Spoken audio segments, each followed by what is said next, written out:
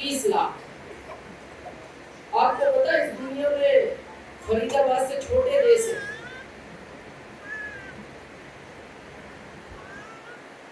भारत से नहीं, फरीदाबाद से छोटे देश है, पर वो आर्थिक रूप से हमारे से मजबूत है। क्या कारण है इसका? एक ही कारण है, हमारे भारत का आदमी टाइम की कोई वैल्यू नहीं करता। और याद रखना, पैसे से टाइम नहीं बनाया जा सकता, टाइम से पैसा बनाया जा सकता। मीटिंग का टाइम क्या था? 11 बजे। लोग अभी भी आ रहे हैं, और देखना कुछ लोग मीटिंग खत्म होने तक भी आएंगे, और ये फिर बाहर आकर पूछते हैं मीटिंग खत्म कर दी, तो उनको कहना नहीं, आप सही समय पर आए हो, हम थोड़ा जल्दी शुरू हो गए। बहुत लोग मेरे से पूछते हैं दिनेश जी, आपने आसिम में एजुकेशन ज्यादा ना होने की वजह से इतना पैसा कैसे बढ़ा दिया? मैं टाइम का शुरू से बहुत कमिटमेंट है, शुरू से कमिटमेंट। हमारे यहाँ सभाएं होती है नेताओं की, तो वक्ता पहले पहुंचता है या श्रोता? श्रोता पहले पहुंचता है। तो मैं यहाँ सुबह 7 बजे आ गया था,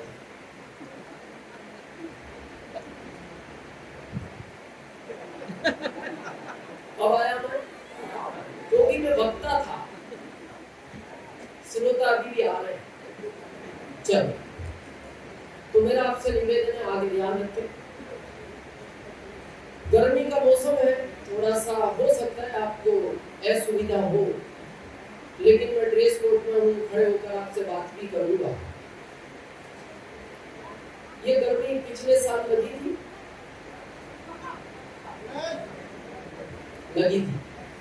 उससे पिछले साल लगी थी, अगले साल लगेगी। यानी जब तक आप इस दुनिया में रहोगे आपको ये गर्मी लगेगी। लेकिन मैं आपसे वादा करता हूँ, जितनी देर हम बातचीत करेंगे, इतनी देर की अगर गर्मी आपने सहन कर ली, तो आपकी 7 पीढ़ियों को गर्मी नहीं लगेगी।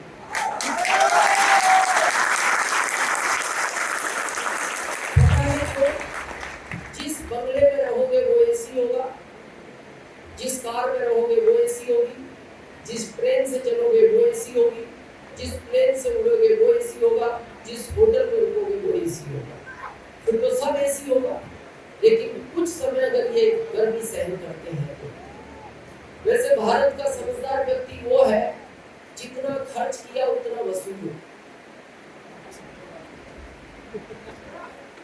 सुशील जी, समझदारी क्या है? जितना खर्च किया व्यक्ति जी उतना वसूलो। और ज्यादा समझदार वो है डबल वसूलो। तो 150 खर्च किया है ना, तो इतना तो वसूलो। लेकिन मैं आपसे वादा करता हूँ, ये 150 रुपया ही आपको 150 करोड़ तक लेकर जाएगा।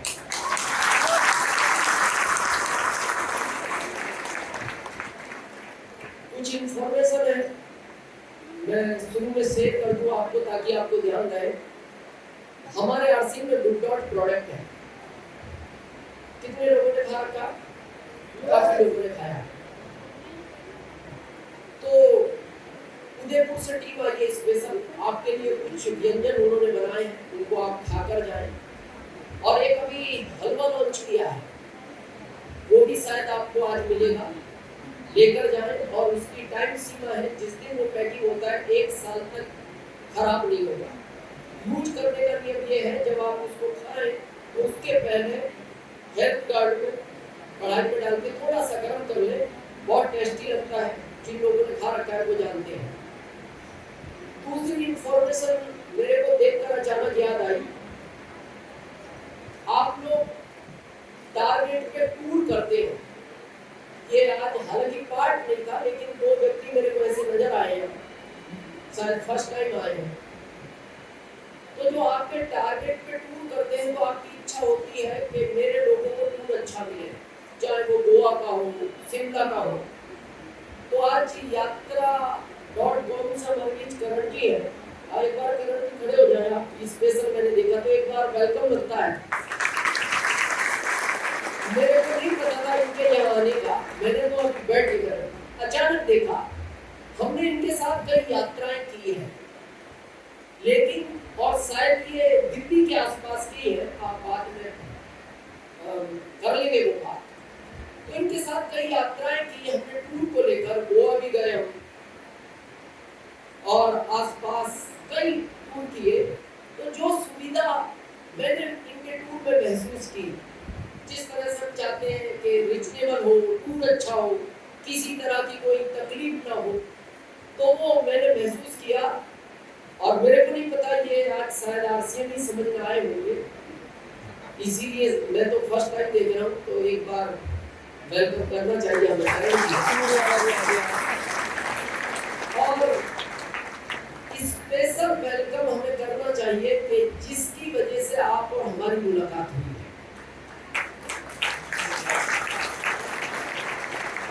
वो है लोकल होस्ट, यहाँ के जयप्रकाश जी है। आप सुविधा देख रहे होंगे, जयप्रकाश जी है पीछे खड़े हैं, क्योंकि आप और हमको मिलाने में उनका बहुत बड़ा रोल है। वो पिछले 1.5 साल से मेरे से बात कर रहे हैं कि सर एक मीटिंग करें फरीदाबाद। तो मैंने उनको कहा कि आपको संडे की रिक्वायरमेंट है, और संडे मेरे पास है क्योंकि मेरे को पूरा भारत जाना होता है। तो हमारी डेट तय हुई थी 2024 की अप्रैल की। तो उन्होंने कहा सर ज्यादा लंबा नहीं हो जाएगा। हमने कहा देखो अब ये बोर्ड की प्लानिंग है, इस वीक अगर किसी शहर का परमिशन न मिलने के कारण कोई संडे बैक होता है तो फिर चांस है। और योग से आपका अगस्त खाली था, और अगस्त का नागपुर का एक प्रोग्राम पोस्टपोन हुआ। आज नेताजी का प्रोग्राम है उस ऑडिटोरियम में, वो पोस्टपोन हुआ। उसकी वजह से आज और जयप्रकाश जी की मेहनत से हम ये फॉलो करते हैं। तो बहुत सारे लोग आज शायद मेरे को पहली बार सुन रहे होंगे, तो अब हम शुरू करते हैं फाइट टू फाइट बात। पहले मैं अपने बारे में बता दूं, एक तो मैं कभी झूठ नहीं बोलता, झूठ मेरे को पसंद नहीं, इसलिए नहीं, शायद मेरे दादाजी और पिताजी के संस्कार मेरे साथ रहे, और उन्होंने मेरे को जिंदगी में कहा था कम खा लेना लेकिन कभी झूठ नहीं बोलना, और तेरी वजह से किसी का गलत नहीं होना चाहिए। इसलिए मैं अपनी जिंदगी में बहुत कामयाब नहीं हो पाया, क्योंकि मेरे को ऐसा लगता था मेरी वजह से किसी का गलत ना हो। मैंने खेती भी की तो मैं मजदूरों को ज्यादा बांट देता था पैसा। तो मेरे पिताजी ये भी कहते थे यार इतना भी अच्छा नहीं करना। मैंने कहा आपने सिखाया वो मेरे अंदर से निकलता नहीं। मैंने एक साइकिल की एजेंसी ली A1 की, तो उसमें जो मेरे यहाँ मिस्त्री काम करते थे उनकी आज अपनी दुकानें हैं, मेरी बंद हो गई। जॉब में गया तो मेरे साथ वाले आज सब अपने घरों में हैं, जिन्होंने अपने घर बना लिए। मैं जॉब तक एक 10 बाई 6 के रूम में किराए से ही रहा। तो जब मेरे को किसी ने आरसीएम की बात की और उसने ये कहा कि दिनेश जी जैसा तुम हो वैसा ही बिजनेस है, जिसमें सच बोल के अमीर बना जा सकता है, लोगों का अच्छा करके अमीर बना जा सकता है। तो मैंने कहा ये काम की मैं तलाश में हूँ शुरू से, और उस दिन मैंने इस आरसीएम को शुरू किया। तो मैं जो भी बात आपसे करूँगा तो प्रैक्टिकल करूँगा, सच करूँगा। मैं रहने वाला मुरादाबाद यूपी आपकी बगल, यहाँ से लगभग 150 किलोमीटर होगा समथिंग। छोटे से गांव में मेरा जन्म हुआ। मेरे पिताजी अकेले थे, मेरे दादाजी के 100 बीघे जमीन थी, और मेरे पिताजी को राजनीति का बहुत शौक था। मतलब इतना शौकीन आदमी मैंने जिंदगी में राजनीति का कोई देखा नहीं। धान और गेहूं अगर खेत में कटा पड़ा है और बारिश हो रही है तो उनको धान और गेहूं की चिंता नहीं थी कि इनको घर लेकर आओ, वो राजनीति में ही व्यस्त रहते थे। तो मेरे दादाजी कई बार गुस्सा करते थे, यार बेटा तुम मेरा एक ही बच्चा है, इस 100 बीघे खेती को संभालेगा कौन? जैसे सुशील जी ने कहा खेती थी पर संभालने वाला कोई नहीं। तो अब आप कहोगे इंटरेस्ट कितना था, तो ये तो कोई पैमाना नहीं है, पर मैं एक लाइन में बता सकता हूँ कितना इंटरेस्ट होगा उनको। यूपी में प्रधान बोलते हैं, शायद हरियाणा में सरपंच या सरपंच, पद एक ही है, लैंग्वेज डिफरेंट है राज्य में। तो एक बार जब उन्होंने प्रधानी का चुनाव लड़ा तो वो 4 वोट से हार गए। कितने? 4 से। उनको अच्छा नहीं लगा, हार गया। वो लखनऊ चले गए, बोले भाई देखो कुछ ना कुछ गिनती में गड़बड़ है। 10 दिन लखनऊ के 6 वोट से जीत कर आ गए।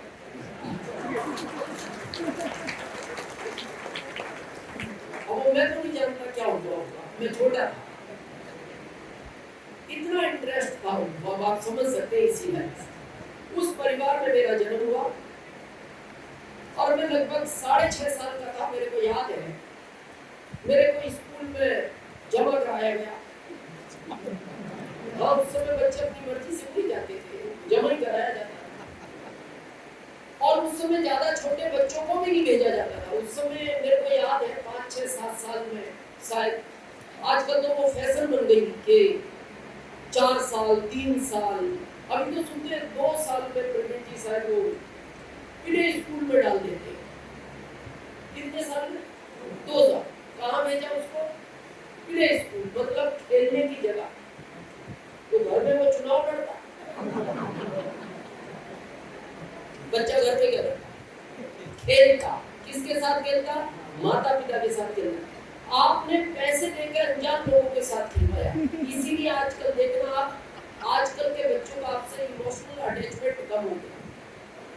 जो उम्र आपके साथ खेलने की है, उस उम्र में वो अनजान लोगों के साथ खेलते हैं। मेरे पोते का मैंने पिछले साल एडमिशन कराया, जब वो 5 साल का हो गया पूरा। अब वो 3 जून को 6 साल का हो गया। 1 साल उसको स्कूल जाते हुए हो गया। उसके माता पिता मेरे से थोड़े नाराज भी हुए।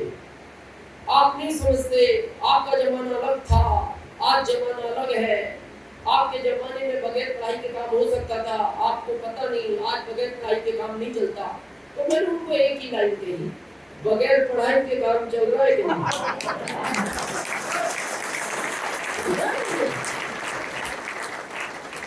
मैंने कहा ये कितना भी बड़ा ऑफिसर बन जाए, ये मेरी बराबर पैसा नहीं कमा सकता। मैं आरसीएम के माध्यम से इस भारत सरकार को हर महीने 1 लाख रुपए इनकम टैक्स देता हूं।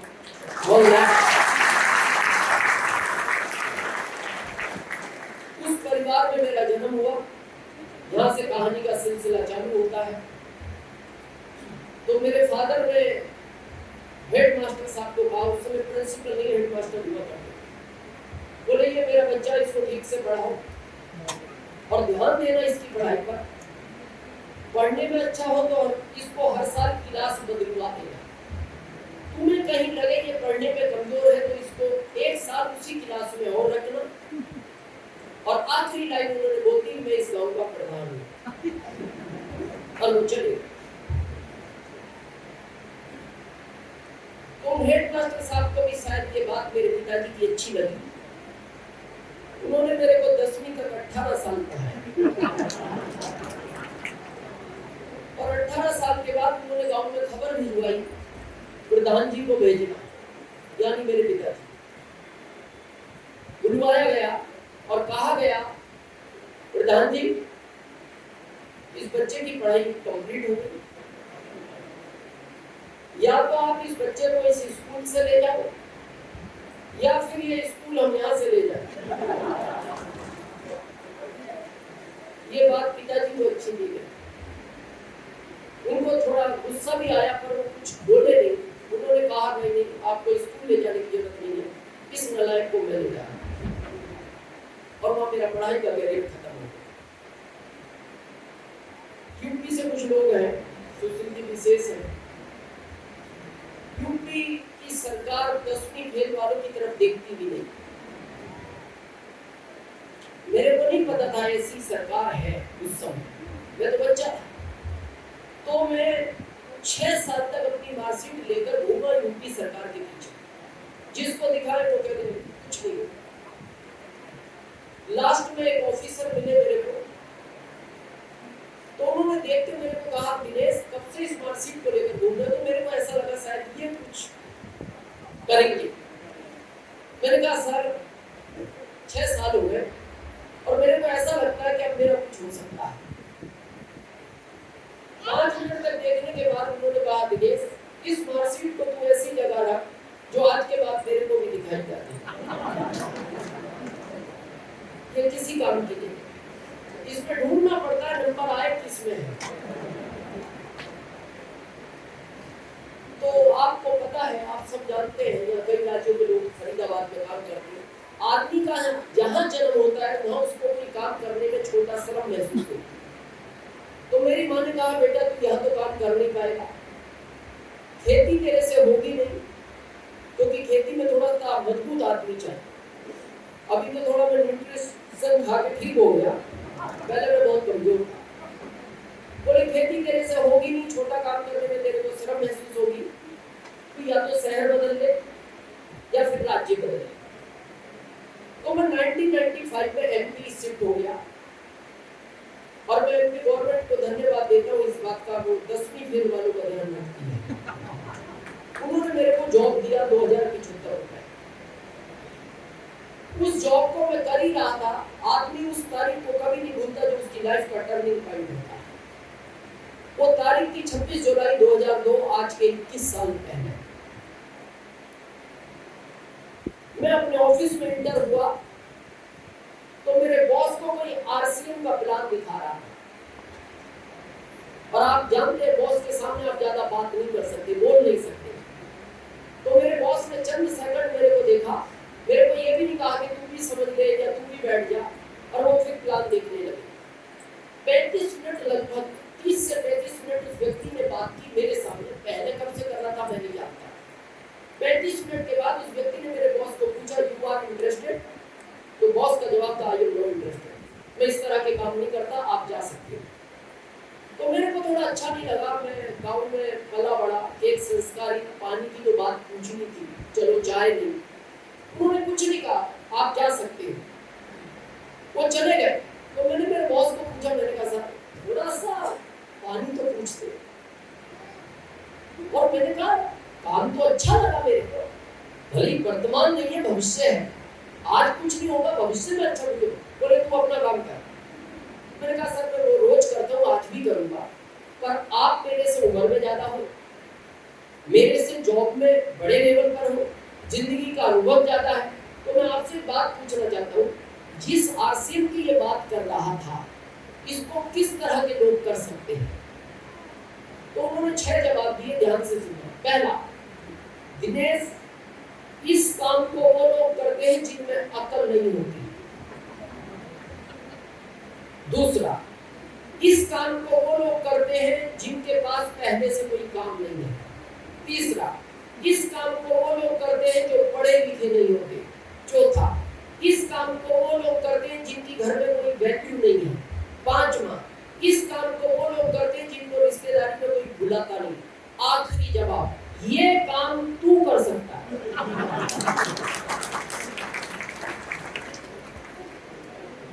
मैंने कहा मैं करूंगा।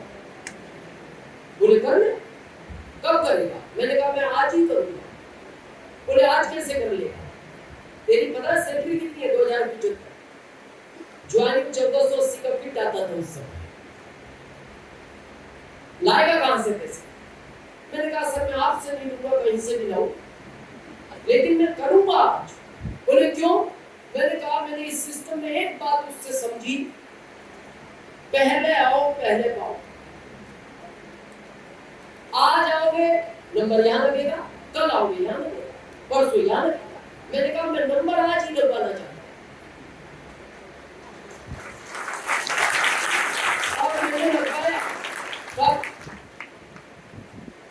26 जुलाई 2002। कंपनी के पास क्या था? केवल एक प्रोडक्ट, कपड़ा, वो भी पैंट पीस। तो हम लोगों को जब पैंट पीस देते थे, लोग पूछते थे सर शर्टों का क्या करेंगे? मैंने कहा अभी पैंट पहन के बिजनेस करो, शर्टें जब आएंगी जब देखेंगे। और हमने शुरू किया। आज उन लोगों से निवेदन करना चाहता हूं जो आज पहली बार आए हैं, आ ही गए हो, नंबर लगवा ले। काम कभी भी शुरू करना, 1 हफ्ते बाद, 15 दिन बाद, 1 महीने बाद, 1 साल बाद, आ ही गए हो, नंबर लगवा ले, क्योंकि इसमें नंबर का बहुत बड़ा रोल है। जिनका नंबर कुछ समय के लिए छूटा उनसे पूछना इसका दर्द, और जिन्होंने सही टाइम पे लगाया उनकी खुशी पूछना उनसे। मेरे बॉस को 4 साल पहले ज्वाइन हुए, वो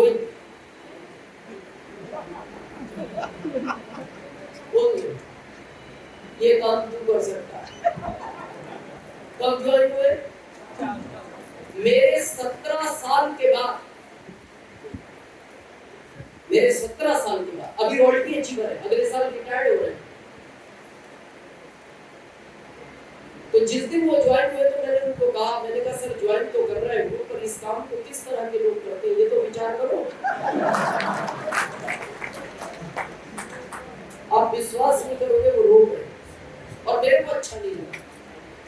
मेरे को ऐसा लगा मेरी बात से वो मेरे दादाजी की कहानी याद आ गई कि मेरे वजह से उनको दुख हुआ। तो मैंने उनसे माफी मांगी, मैंने कहा नहीं सर सॉरी, मैं थोड़ा फ्लो में आ गया, मेरा पहला दिन याद करके, मेरे को ऐसा नहीं कहना चाहिए था, पर मैं माफी मांगता हूं। आप रो पड़े इस वजह से, मैंने कह दिया कि कर तो रहे हो, याद करो कौन करता है इसका। बोले दिनेश मैं इसलिए नहीं रोया, मेरे को रोना इसलिए आ गया, मेरे बच्चे अभी 8-9 साल के हैं, जब ये 20-21 साल के होंगे और बड़े होंगे, इनको समझ आएगी, तो वो मेरे से एक प्रश्न जरूर पूछेंगे, पापा जॉब में आप दिनेश चौधरी की अप्लाई थे, यानी सीनियर अप्लाई, जॉब में आप दिनेश चौधरी की अप्लाई थे, आरसीएम में दिनेश चौधरी आपकी अप्लाई कैसे बन गया? बहुत बड़ा मैसेज है इसके पीछे। जो लोग आज भी सोचते कर लेंगे, कहां जा रहा है, 6 महीने बाद कर लेंगे, कोई भारत गायब हो गया या आरसीएम गायब हो गया। मैं आपसे पूछता हूं, ऐसी सिचुएशन अगर आपके पास आ जाए, क्या जवाब दोगे अपने बच्चों को? तो उन्होंने मेरे से पूछा, दिनेश तुम्हें आरसीएम का अनुभव मेरे से 17 साल का ज्यादा है, तुम बताओ क्या कहना चाहिए? मैंने कहा सर मेरे को तो एक ही बात समझ में आती है, एक ही लाइन बोल देना बेटा, उस समय मेरे को अकल नहीं थी।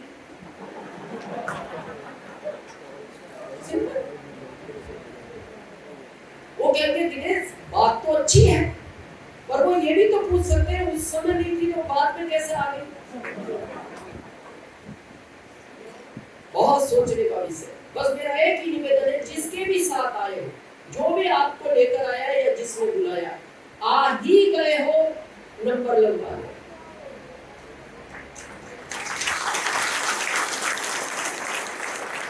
मेरे से भारत में बहुत लोग पूछते हैं, दिनेश जी पढ़े लिखे ज्यादा नहीं, गांव के रहने वाले आरसीएम में इतने अमीर कैसे बन गए? तो मैं एक ही लाइन बोलता हूँ, मैंने कहा नंबर देखना किस समय का लगा हुआ है। जब कोई लगवाने को तैयार नहीं था, ये उस समय का नंबर।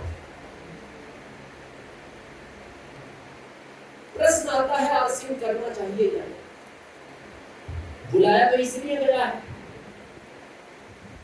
2 चीज है जिंदगी में, बड़े ध्यान से सुनना। पहला, या तो कोई काम आपको करना नहीं आता, सेकंड, या उस काम को आप करना नहीं चाहते।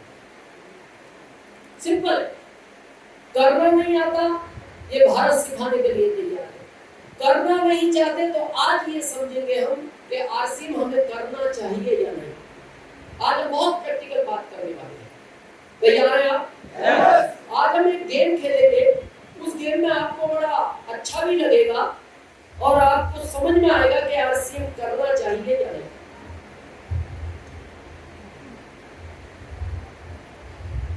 कितने लोगों ने उस समय एग्जाम दी है जब ये पेपर इस तरह का आता था, जगदीश जी, कि अपनी पसंद के 15 प्रश्न में से किसी 5 प्रश्न का उत्तर दो। कितने लोगों ने समय एग्जाम दिया? क्या आता था लिखा हुआ? अपनी पसंद के किसी भी 15 प्रश्न में से 5 प्रश्न का उत्तर दो। तो आप कौन से 5 प्रश्न का उत्तर देते जो आपको आसान लगते हैं? तो आज हम वो ही समझेंगे हमारी जिंदगी कितनी मुश्किल है, इसका क्या आसान उत्तर है। मैं सारी चीजों पर डिस्कस करूंगा। हम सब यहाँ क्यों इकट्ठा हुए पता है?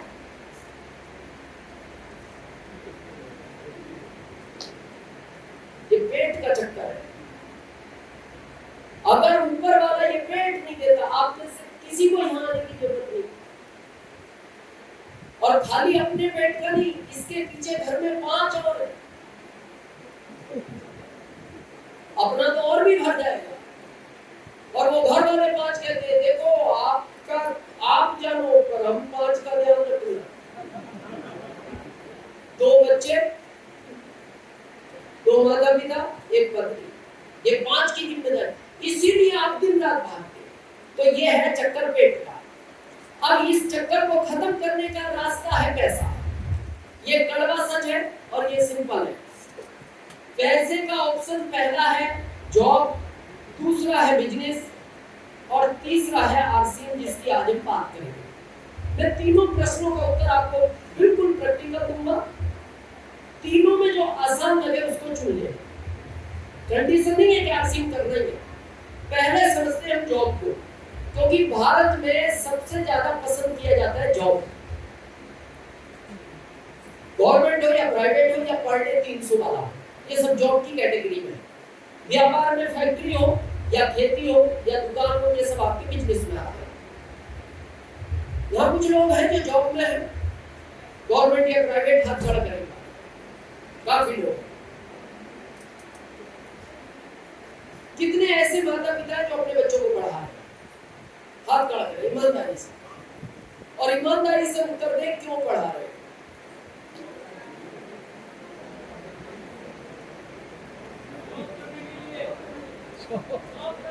हाँ, जॉब के, ये बिल्कुल फैक्ट है। आप उन बच्चों को अच्छा इसलिए पढ़ा रहे हो, जॉब चाहिए। आपको क्या लगता है आगे जॉब मिलेंगे? नहीं मिलेंगे?